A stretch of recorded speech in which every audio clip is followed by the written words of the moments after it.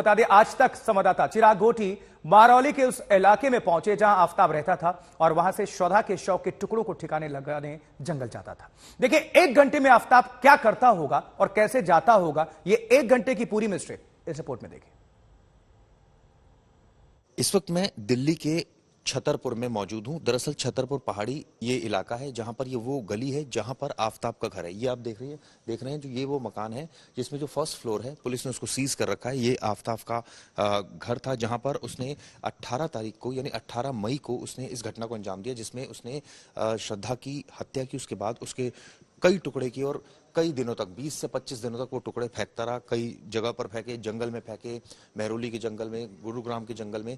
Police जो investigation कर रही है, इस पूरे मामले की तफ्तीश कर रही है। रात के इस समय 2 बजने को है। मैं आपको दिखाना चाहूंगा, हम दरअसल ये बताना आपको चाह रहे हैं कि रात के 2 बजे वो अक्सर यहाँ से जाता था और उसके बाद किस तरह का माहौल होता था, क्या क्या रास्ते में उसको मिलते थे, ये हम अब पूरा वो रूट जो है वो एक तरह से स्कैन करेंगे, वहां जाएंगे। गली में आपको दिखाना चाहूंगा, पूरी गली इस समय सुनसान है। 1 आध लोग जरूर यहाँ पर नजर आ रहे हैं, लेकिन फिलहाल स्थिति ये है कि यहाँ पर रात के 2 बजे के बाद जब स्थिति थी वो ये थी कि वो रात में निकलता था और उसके बाद वो ये जो बैग आप देख रहे हैं मेरे पास, जो बैग है, इसी तरह का बैग उसके पास होता था और उसमें टुकड़े होते थे लाश के।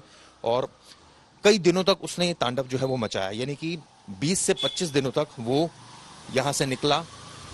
ऑब्वियसली उसको डर भी नहीं लग रहा था, उसको लगता था कि कोई उससे पूछेगा भी नहीं, क्योंकि 1 आध लोग हमें यहाँ पर नजर आ रहे हैं बीच बीच में रात के वक्त। अब मैं आपको दिखाऊंगा रास्ते में कितने सीसीटीवी हैं। आप देखिए, ये एक घर दिख रहा है जहां पर आपको सीसीटीवी जो है नजर आ जाएगा। ये आप देखिए, ये वो सीसीटीवी नजर आ जाएगा। तो यानी कई जगह पर यहाँ पर सीसीटीवी हो सकता है मिले। तो ये जो गली नंबर 1 है, मैं अपने कैमरा में रितेश को दिखाए, गली नंबर 1 D1 छतरपुर पहाड़ी 60 फुटा रोड, ये वो गली है जहां से अंदर हमने जो आपको दिखाया था वो घर था जहां पर ये जो आफताब था वो रहता था।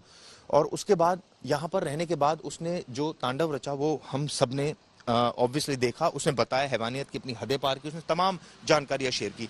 अब ये रोड सीधा जो है, हम चलेंगे यहाँ से मेहरौली के जंगल तक। हम बीच में नहीं रुक रहे हैं क्योंकि मैं आपको एग्जैक्ट इससे टाइम पता लग जाएगा कि कितनी देर लगती है हमें मेहरौली के जंगल तक पहुंचने में।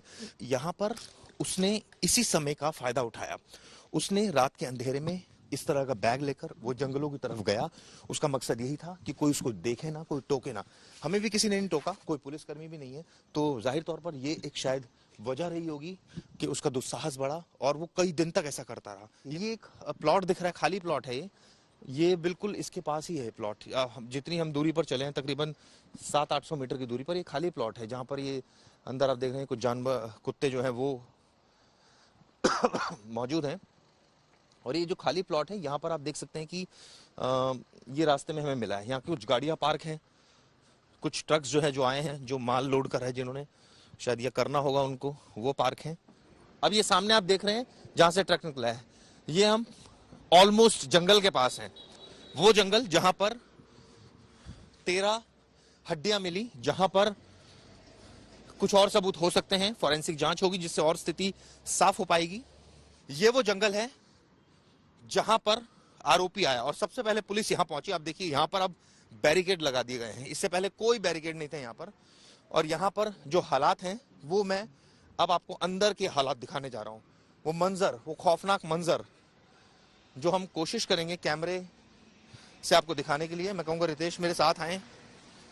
ये वो घना जंगल है, आप मेरे पीछे देखिए, जहां पर ये पूरा वाकया हुआ। और ये आप देखिए, ये वो घना जंगल, रात का अंधेरा, इसके अंदर कुछ जानवर भी हो सकते हैं। तो हमारे सहयोगी चिराग घोटी पहुंचे उसी जंगल में, रात का वक्त था। लेकिन इसके पहले की आगे की रिपोर्ट आपको हम दिखाएं, कुछ तस्वीरों को आपके सामने हम रख रहे हैं। कुछ तस्वीरों के माध्यम से आप समझिए। देखिए, ये कई सारी तस्वीरें हैं, दरअसल इसलिए आपको हम दिखा रहे हैं कि इससे कहानी और अभी अपडेट भी, क्योंकि आरोपी के नार्को टेस्ट की तैयारी चल रही है, क्योंकि कोर्ट ने इजाजत दे दी है 5 दिनों के भीतर ये नार्को टेस्ट करना होगा। मुंबई में भी दिल्ली पुलिस की पड़ताल जारी है, ऋषिकेश में भी हत्या के सुराग हो सकते हैं, इसलिए जाएगी पुलिस। और श्रद्धा का वो आखिरी रील जो आप देख रहे हैं वो गंगा किनारे ऋषिकेश की तस्वीर है।